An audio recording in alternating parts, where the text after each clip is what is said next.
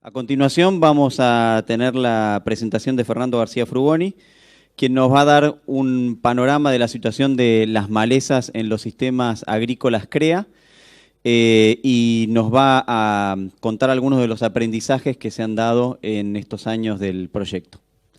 Fernando es ingeniero agrónomo de la UBA, actualmente es socio de AFOX Agribusiness y director de Índigo Argentina. Además, es el líder del proyecto Malezas desde el año 2014. Fernando.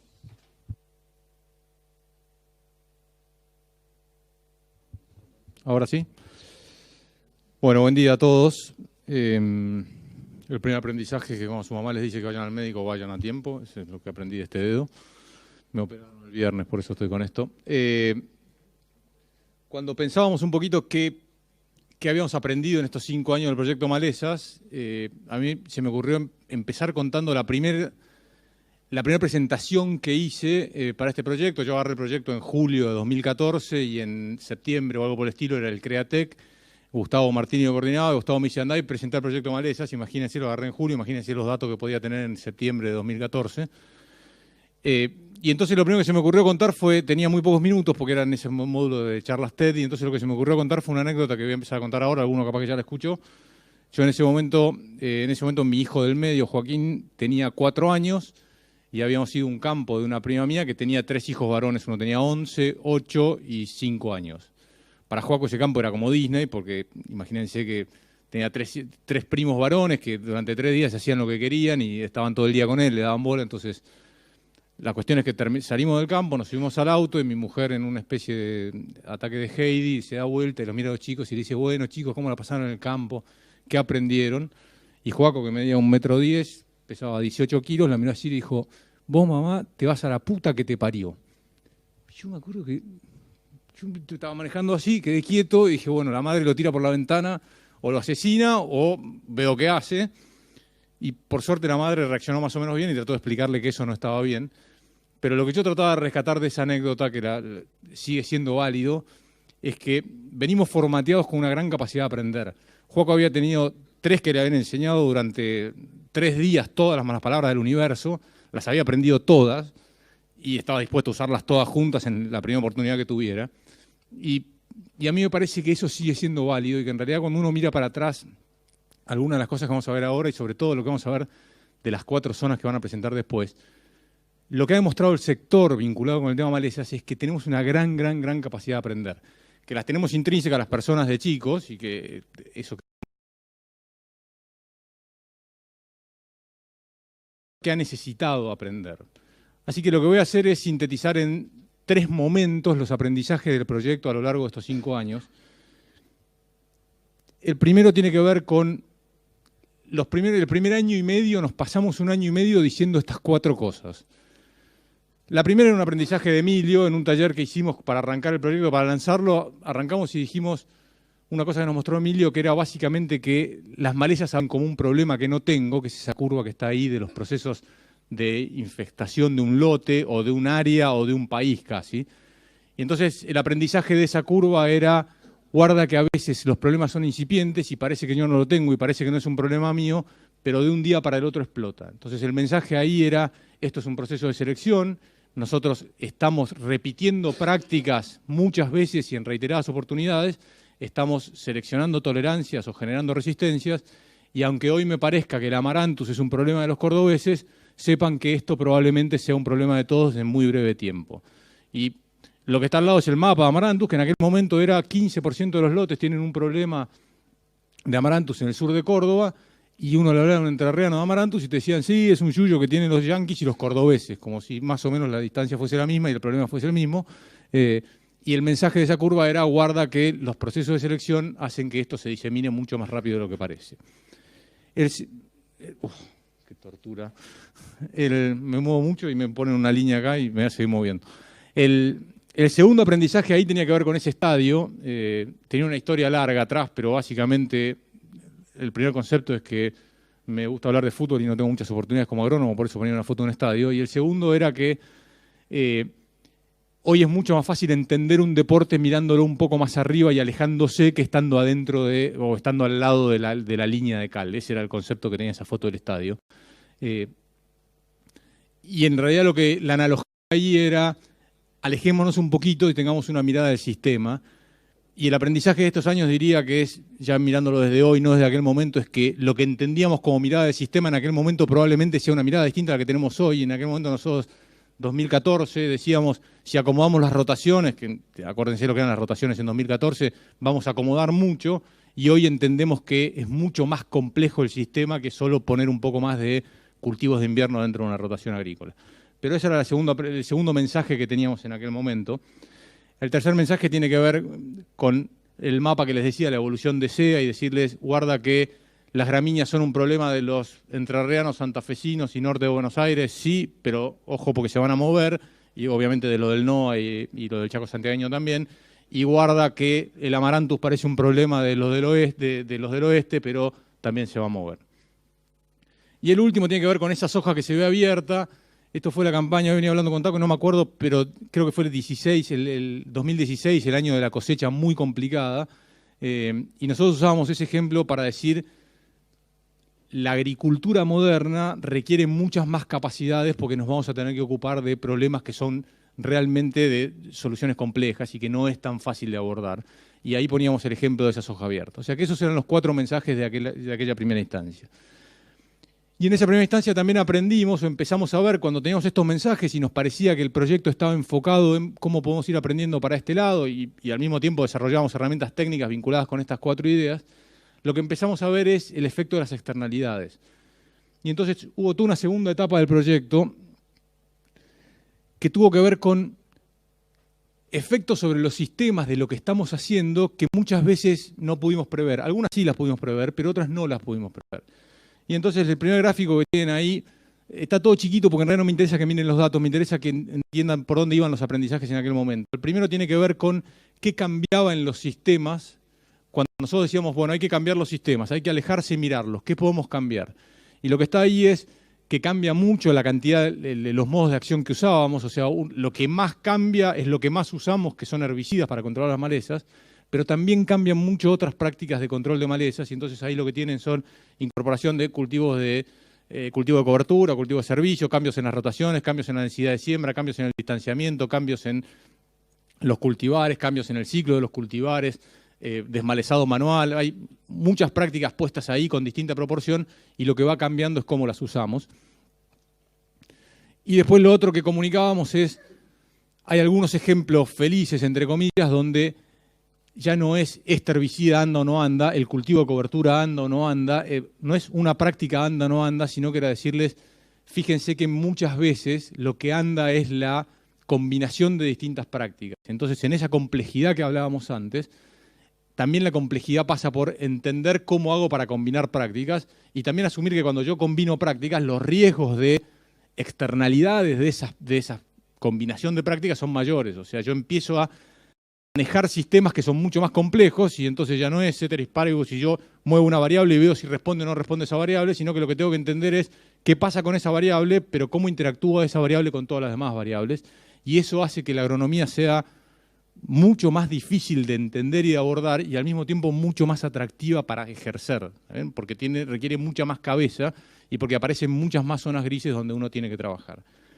Y después aparecieron en aquel momento con una luz amarilla que nos pusieron las zonas frías y sobre todo y las zonas más arenosas que nos decían, estamos viendo que lo que hacemos este año está teniendo efectos en las rotaciones y entonces primero fueron algunos síntomas en las cabeceras de cebadas, donde aparecían cosas rarísimas y después ya no era solo la cebada, sino que era también la cebada, el colza, el trigo, y después ya no eran solo las zonas frías de alta materia orgánica, sino que también eran las zonas arenosas, y empezamos a ver que el carryover principalmente, pero no solo, también grandes efectos de fitotoxicidad empezaban a aparecer y entonces decíamos, bueno, guarda que el costo no es solo cuánto más me gasto en herbicida, el costo también es, si ejerzo una práctica, muchas veces lo que hago ya no es inocuo, ya no es que yo aplico y de última si no controlo no pasa nada, sino que puede ser que controle o no controle, pero además en general estoy generándole costos al sistema y le estoy sacando resiliencia a los sistemas y en muchos casos los efectos de fitotoxicidad me van a sacar kilos y lo que yo tengo que ver entonces es si estoy dispuesto a perder esos kilos o si los kilos que voy a perder por no hacerlo son más o son menos que los kilos que voy a perder si lo hago y entonces empiezo de vuelta a manejar muchas más zonas grises de las que manejaba antes. Y el último aprendizaje de esta etapa, para mí fue uno de los grandes aprendizajes que tuvo el proyecto, tiene que ver con estas curvas que están acá, que ahí lo que hicimos fue, en 2 momentos distintos, con 2 años de separación, hicimos un relevamiento censal de malezas en lotes CREA. Y lo que tienen ahí, lo que quiero que miren es la evolución del ancho de las barras, ¿sí? Lo que está abajo es la frecuencia de CONISA, abajo están las localidades, y el ancho de la barra dice cuántas localidades tengo con una frecuencia determinada de CONISA. Básicamente, ¿qué es lo que dice este gráfico? Que en el 2014 yo tenía todas estas localidades, que son más del 30% de las localidades. La probabilidad de encontrarme CONISA, si yo iba a un lote, tiraba un aro 100 veces, era probable, en el 30% de los casos era probable que yo encontrara CONISA en menos de 25 de esos 100 aros, ¿sí? Ahora, 2 años más tarde, si yo tiraba el aro, fíjense que paso de 35%, paso a 15%, 14%. Y entonces, esto era un gran aprendizaje porque se pegaba con la idea de que cuando le preguntábamos a la gente, CONISA ya no era un problema. CONISA en 2008, 2009, 2010 era el problema. Después había otras zonas donde teníamos algunos, pero CONISA era el problema para la gente. De hecho, los primeros módulos del proyecto Malezas, el 70% trabajaba sobre CONISA. Y en 2016 vos le preguntabas a la gente y te decía, no, CONISA no es un problema. Yo CONISA ya lo manejo, era diclosulame en algunos casos, pero no solo diclosulame, había herramientas para manejar CONISA. Y lo que decía este gráfico, lo que aprendimos con esos censos es, puede ser que nosotros sintamos que no es un problema, pero al mismo tiempo la biología lo que nos está diciendo es CONISA sigue creciendo, entonces sigue habiendo más problemas que antes, y el mensaje en aquel momento es, sin ser unos genios, suponemos que estamos a la vuelta de la esquina de la resistencia a ALS de CONISA, porque estamos abusando de una herramienta, estamos generando presión de selección, hoy está, y tengan cuidado porque cuando eso pase, la población de CONISA está más preparada para entrar en nuestros sistemas que lo que estaba en aquel momento, ¿sí? Y esta fue la segunda etapa del proyecto y llegamos a la tercera etapa del proyecto. Muchos de los que están acá estuvieron conmigo en Bariloche, estuvimos en Bariloche hace 3 meses repensando los sistemas agrícolas y yo escuché una frase que para mí es muy gráfica y tiene mucho sentido en lo que le pasa a los sistemas agrícolas en general, que dice eso, que dice que a todo taxi le llega su Uber. Y yo estoy convencido que a nuestros sistemas agrícolas les llegó el Uber. No es que guarda que va a llegar el Uber, ¿sí? Guarda que va a venir algo que va a disromper los sistemas de producción y guarda que vamos a tener sistemas que ya no van a resistir lo que estamos haciendo. Sino que yo estoy convencido que las malezas son uno de los muchos síntomas que tenemos de que nuestro sistema de producción está completamente hackeado y que tenemos que cambiar y tenemos que cambiar a tiempo. Y digo, puede sonar como una noticia totalmente pesimista, a lo mejor es inconsciencia mía, pero yo lo vivo con un montón de optimismo y digo, está buenísimo que tengamos esta oportunidad, tenemos la posibilidad de repensar los sistemas de producción y tenemos la posibilidad de ser parte de los que repiensan los sistemas de producción. Y las malezas de vuelta son una parte de ese síntoma, pero tenemos otros síntomas que son mucho más fuertes, si quieren, o como tendencias incluso son más importantes que los problemas de malezas. El primero tiene que ver con cambios en la demanda en la sociedad, en la forma que nos vinculamos con la sociedad.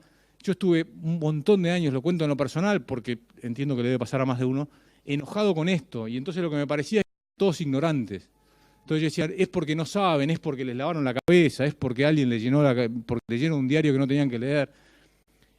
Y a través de un proceso de escuchar gente más pensante, lo que entendí es que cambiaron las reglas con las que nos vinculamos con la sociedad y cambiaron los derechos que tenemos todos nosotros de pedir explicaciones y nos la piden a nosotros, y se la piden a un flaco que tiene un frigorífico, y se la piden a alguien que tiene una fábrica de zapatos, y a todos tenemos más derechos a pedir más explicaciones sobre qué hace el resto con el lugar donde vivimos todos. Y las generaciones de Joaco, del primer cuento, van a tener mucho más derechos todavía. Entonces empecemos a dejar de pelearnos con el termómetro que dice que tenemos fiebre, empecemos a asumir que esto es así y que vamos a tener que dar más explicaciones y que vamos a tener que hacer las cosas mejor para poder dar las explicaciones correspondientes. Y la buena noticia es que el que la haga bien va a tener una herramienta de diferenciación y va a poder decir, fíjate que yo sí hago bien las cosas, ¿sí? Y después otras tendencias que nos parecieron, o por lo menos a mí me parecían completamente irrisorias y de gente que no tenía problemas, que tenía la panza llena, tiene que ver con la carne sintética, con lo orgánico, con todo lo que son nuevas tendencias de alimentación o nuevas tendencias de demanda de alimentos, que para mí claramente muestran que a nuestro sistema le llegó el Uber, ¿sí? Yo digo, a mí de vuelta esto también me parecía que eran problemas de gente que no tenía problemas, ¿sí? Que el que se ocupaba de esto era porque no tenía problemas reales. pero hoy entiendo que hay gente que está dispuesta a pagar más plata por un producto que está hecho de una determinada forma o que no tiene algo o que tiene algún proceso atrás y que ahí puede haber una oportunidad, ¿sí? Y entonces, digo, en este diagnóstico de esta tercera etapa, yo el primer abordaje real de, bueno, ¿cómo hago para abordar este problema? ¿Está bien? Digo, está genial el diagnóstico. Asumo que alguien estará diciendo, bueno, tiene sentido. ¿Cómo hago para ocuparme de esto? Tuve la suerte hace 2 años, de cuando participaba de la comisión del CREATEC, de trabajar con Fernando Andrade. Fernando Andrade es una de las personas más pensantes en sistema de producción que tiene Argentina seguro, y me animaría a decir que bastante más que Argentina. Y para mí Fernando dejó una idea en ese congreso que era tan simple que era difícil de entender, o por lo menos a mí me resultó difícil de entender que era tan genial y tan simple al mismo tiempo, y es esta curva que está acá. Fernando lo que dice es, nuestros sistemas de producción estuvieron durante muchísimo tiempo dentro de la curva de los rendimientos decrecientes. ¿Qué dice esa curva que conocen todos? Es, si yo, durante las primeras etapas de un sistema de producción, por cada insumo que yo agrego, lo que tengo es un aumento de rendimiento más que proporcional al costo del insumo que yo agregué, ¿sí? Entonces, estoy en una etapa feliz, donde yo agrego un insumo, crece el rendimiento. Agrego un insumo 1, crece el rendimiento 2. Agrego un insumo 2, crece el rendimiento 4, 6, 8, y entonces eso es un momento feliz. Ahora, llega un momento donde los sistemas lo que requieren es más cantidad de insumos. Yo sigo agregando insumos para, en el mejor de los casos, tener el mismo rendimiento. Y digo en el mejor de los casos porque esa curva está hecha desde el optimismo de que nunca cae. Y yo no estoy tan seguro de que nunca caiga, ¿ah?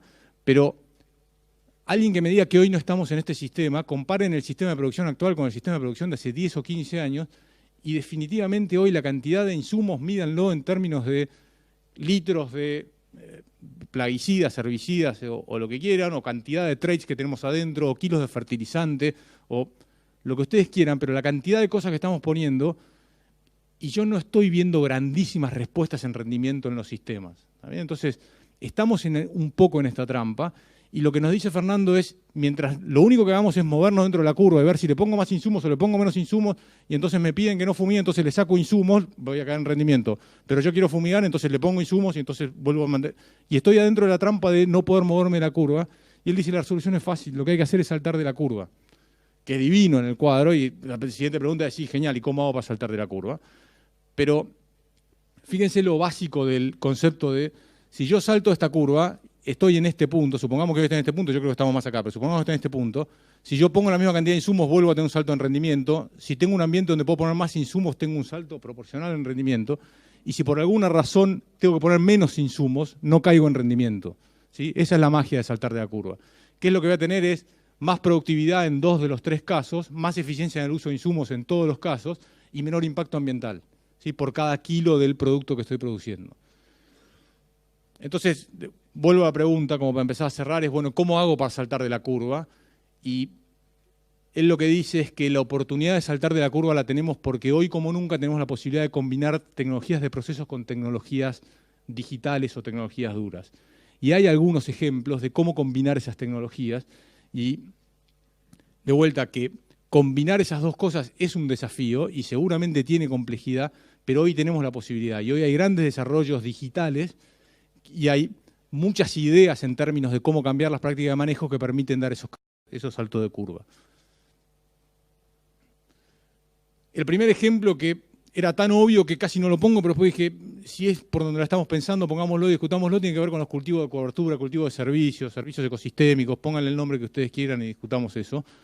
Pero lo que quiero decir ahí es, también acá estamos cambiando la mirada. Pasamos de decir, si yo tiro 40 kilos de centeno boleado, tengo un cultivo de servicio, entender que, o un cultivo de cobertura, entender que ya no es lo mismo hacerlo bien que hacerlo mal, a entender que no es lo mismo producir 1.500 kilos de materia seca que producir 6.000, y a entender que incluso no es lo mismo si lo quemo, si lo fumigo para matarlo, que si lo rolo, no es lo mismo que si lo hago en septiembre, que si lo hago en octubre, o si lo hago en agosto. Y entonces empezamos a entender que no es lo mismo hacer una cosa o hacer la otra, y en muchos casos empezamos a entender que no entendemos los efectos, ¿sí?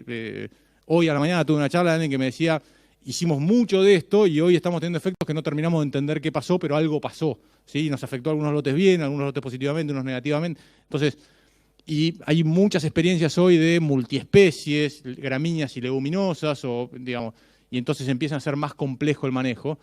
pero esto es claramente una práctica, una tecnología de procesos, si quieren hoy. Y acá tienen algunos ejemplos de tecnologías más duras, más tecnologías digitales, ¿sí? El gráfico que a ustedes les queda a la derecha dice cuántas pulverizadoras con aplicaciones selectivas, con equipo de aplicación selectiva hubo en la región Chaco-Santiagueño, es una de las regiones CREA, y lo que pueden ver ahí es, crece de 2012 a 2017 de 1 a 180.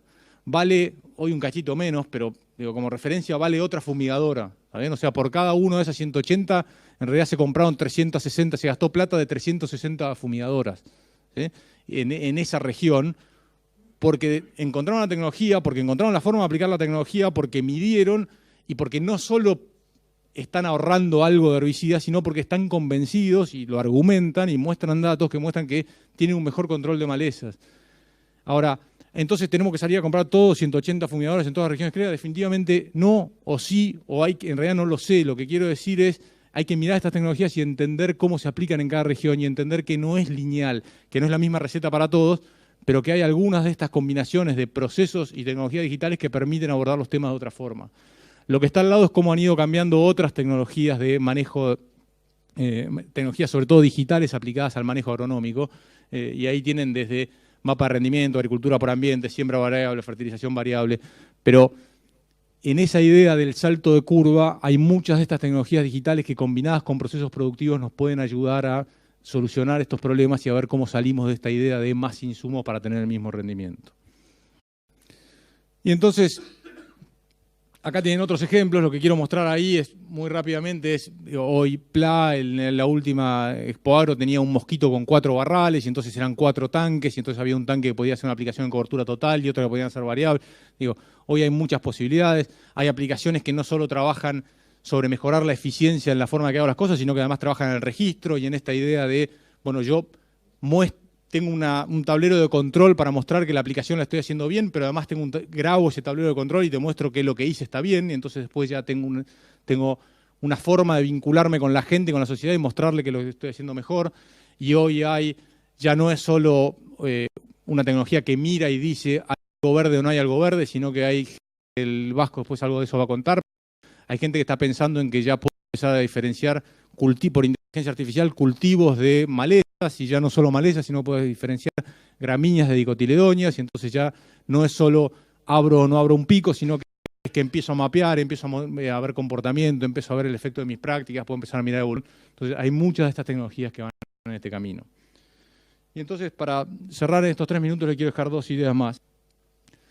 Y las 2 tienen que ver con lo que vamos a ver después, que es, nos van a mostrar en 4 regiones qué aprendieron, cómo están mirando el problema y cuáles son los próximos desafíos que tienen para adelante en términos de malezas. Y digo, para calmar la ansiedad vamos a hablar concretamente de herramientas, si quieren, y de dosis y de productos, pero lo que quería poner en el marco de en dónde se va a marcar eso. Y en esta idea de vamos a tener que convivir con o trabajar para tener más herramientas, para manejar más herramientas, la primera es esta idea que quedó también del Createc. Osvaldo Sala en la primera charla dijo esto, que dijo, en el 2017 el 80% de la producción agropecuaria argentina son 4 productos, ¿sí? Él agrupó las producciones animales, si quieren carne y leche, y después era trigo, maíz, soja. Ahí está el 80% de la producción argentina. Y él lo que decía es, prepárense que en 10 años sus empresas van a tener que pasar de productos a producir 40 productos, ¿sí? Y entonces sus equipos, su gente, ustedes, el que vende, el que compra, el que pone, todos vamos a tener que tener equipos preparados para manejar 40 productos adentro de cada uno de nuestras empresas, establecimientos, regiones, o lo que a cada uno nos toque. ¿Quiere decir que va a haber 40 cultivos? No sé si van a ser 40 cultivos distintos o van a ser 6, 7, 8 o 10 tipos de soja distintas. Lo que va a haber es 40 cosas distintas para vender, para comprar, para manejar, para mostrar a la gente cómo las hacemos, para cambiar el proceso productivo. Y eso también tiene que ver con el último aprendizaje que les quiero dejar. Es que en ese viaje que les conté a Bariloche hace 3 meses, fuimos a la fundación, al Instituto Balseiro, a la Fundación Bariloche, y vino una persona y nos contó que tenía un equipo de 50 personas interdisciplinario, interregional, entre varios países, para mapear el sistema de producción de alimentos argentino. Y vino contentísimo a decirnos, tengo el mapa de cómo se producen los alimentos y cómo se vinculan, cómo son los vínculos. Y entonces mostró esto. Entonces yo cuando mostró eso le saqué una foto solo para decir, perfecto, yo me parecía que había algo que no entendía, ahora entiendo por qué no lo entiendo. Y eso es 4, ¿está bien? O sea, ahí faltan los otros 36 para llegar al 40, o sea que no sé si se multiplica linealmente por 36, pero me imagino que en realidad debe ser multiplicar por 360 o por 3600. Entonces, lo que quiero dejar es esta idea de lo que viene por delante. Lo que vino para atrás tuvo una gran capacidad nuestra de aprender, que es el primer cuento, y lo que viene por delante va a necesitar mucho más de este aprendizaje. Y específicamente en nuestro país es probable que además vengan momentos de variabilidad, ¿sí? Momentos donde nos desenfoquen de lo técnico y momentos donde cambien las reglas de juego. Y ya los que tenemos un poquito más de ganas lo hemos vivido, y cuando cambian las reglas de juego muchas veces nos desenfocamos. Y el mensaje es, vamos a tener que tener una capacidad de mantenernos muy enfocados para manejar estas relaciones, porque los equipos de trabajo que logren entender en malezas, en plagas y en todo lo demás cuáles son las relaciones que realmente vale la pena ocuparse y cuáles son las relaciones que no vale la pena ocuparse o que no son prioritarias, son los que van a hacer la diferencia y son los que van a poder hacer un mejor negocio. Así que con esto les agradezco el tiempo y la atención, los dejo con los 4 zonas, vamos a aprender y después vamos a tener un espacio de intercambio entre todos. Muchas gracias.